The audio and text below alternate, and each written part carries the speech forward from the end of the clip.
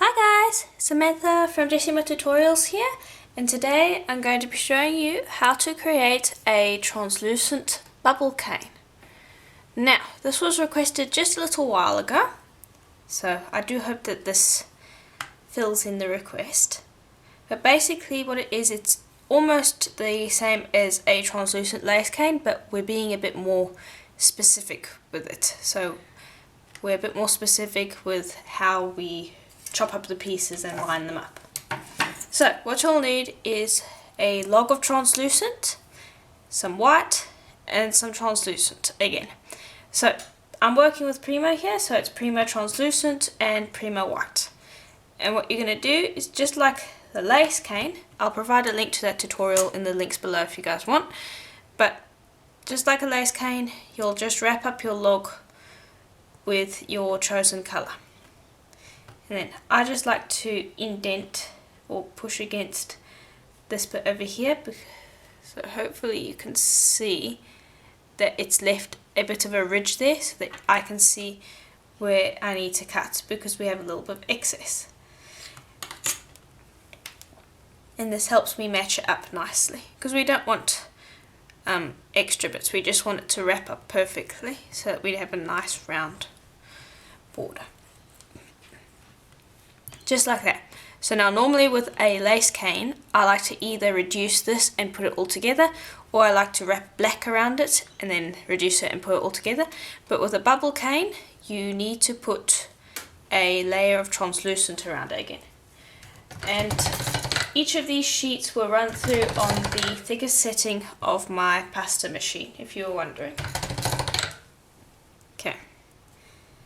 So just trim this up so that it fits. Now, if you guys want more if you guys have specific tutorials in mind that you would like, please do request them, and depending on what they are, they could end up on YouTube or my Patreon account, because some things can be a little bit harder to do than others. Like for instance, faux lampwork beads will take me a long time to come up with, because I have to figure out the technique behind it. But if you guys do have specific tutorials in mind that you'd like, just leave the request in the comments below and I'll see if I can get around to them. Like this one. So there we are, wrapped a layer of translucent around it, and that's basically what you need. Now you just want to reduce this, and the way I like to do that is I like to take my crab claws, and that's what I like to call them, and I hold it like this, and then I take my other hand and I hold it like this. So like that. And then I squeeze, rotate, squeeze, rotate all the way down, and then as I rotate, I like to go further down the cane while rotating. And that's how I like to reduce it in the beginning. It helps me warm the clay up a bit. It also helps me squeeze out any air bubbles that might have accidentally got trapped. And I like to do that up and down the cane until I reach a certain length. So this is about long enough. And then I'll roll it on my table to flatten it out. But I don't like to reduce it like that at the moment. And then I'll continue squeezing until I reach about that long. And then I'll just roll it on my table to get it reduced completely. So I'll continue reducing this, and I'll come back and show you how we're going to assemble it. Okay, so now that I've reduced it down, we can cut it into sections. But first, you want to chop off these end bits that might have got distorted. Now, I like to cut them off as I go through the process. So here are the pieces as we went down. These are the ones that we just cut off. And save these, they make fantastic leftover canes. Well, they make great pieces for leftover techniques. So now what we're going to do is we're going to cut these into separate sections. So cut that in half, stick it together, fold it over on itself, and then cut in half again.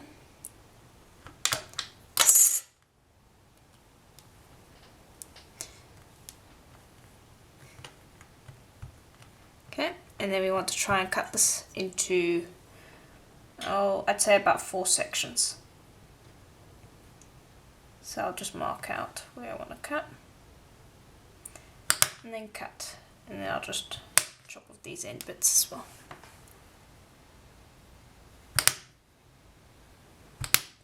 Okay, so now we've got lots of little bits to use. So just separate these out because you don't want them sticking to each other.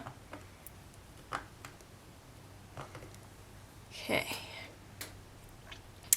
so now we want to assemble it in kind of a honeycomb format.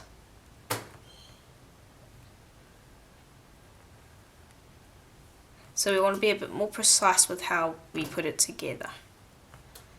So we do it like an off square shape, or kind of like a diamond. And then we put our canes around that.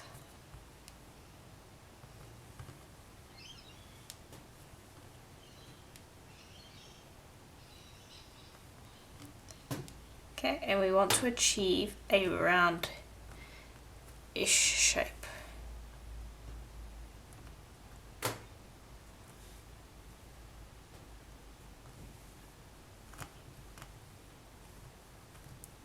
Okay, so we might actually want to just leave these ones off because we want to have a honeycomb shape and those ones aren't going to fit in. So let's see how many shapes you are going to need.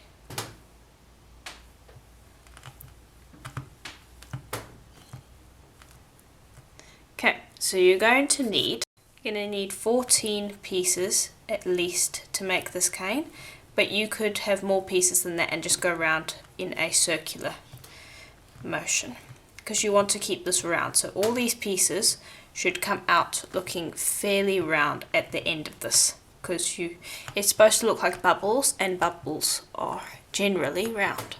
So we don't want it looking like the lace cane that we made. Well, the lace cane that we made the other day was actually quite rounded, but lace canes are generally a bit more abstract. You don't have to put them in a specific way. The bubble cane is a little bit more strict, and so you want to try and keep all of those pieces that you have in here nice and round. So I'm just reducing it again the exact same way that I reduced the piece that we had a little while ago. And then when I've reduced this, I'm going to cut off a piece and I'm going to bake it to show you what it's going to look like. And I'll show some translucent pieces at the end of the video to what I've done using translucent canes. I haven't actually used a translucent bubble cane yet, but I might make a bead with this and then we can do a project tutorial on it on YouTube at some time. So if you guys would like to see a project tutorial using the bubble cane, just let me know and I'll come up with something and then we can have a project tutorial on it. But I want to know whether it's popular enough to do one, because it takes a long time to do a project tutorials. But there we are. Now I'm going to bring over my flexible tissue blade because I want a nice clean slice, and the thinner the blade the better. And I'm holding it so that I'm putting tension on the blade. So I'm gripping this end and holding it and pulling it out this way slightly. And I'm doing the same on this side and I'm pulling out this way. And that will prevent it from wiggling around because it is fairly wiggly. Okay, and you might need to cut it into it a little bit. Okay, until you get a nice look. That one cane's giving trouble there. There we are. So just keep those pieces. But there we are, that's basically what it looks like. Now we're going to have to bake this. So I'm just going to take a slice. And when you're using translucent canes, the thinner the slice, the better. Because the whole fun of the translucent cane is that once baked, it's translucent.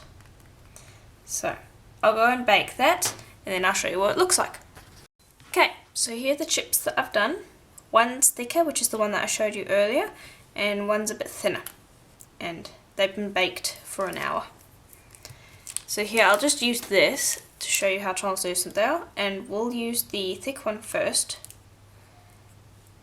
I'll just push it down over there and I'll slide it across this, and so hopefully you can see the writing sliding around as it goes. It's a little hard to see, but it's definitely clear. Then I'll take this one, which is a bit clearer, and I'll slide it around, and so hopefully you can see that writing sliding around underneath it and it changing colour and things like that. So that's basically the point of these, is that the white isn't translucent, and so that will form the bubble effect, and anything underneath the translucent areas will be seen.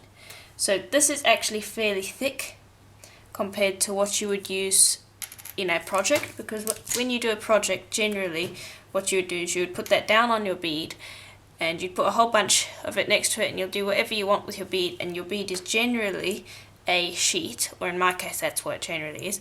And then what I like to do is I like to flatten it out with an acrylic roller, which will flatten this out a bit more and so make it thinner and more translucent.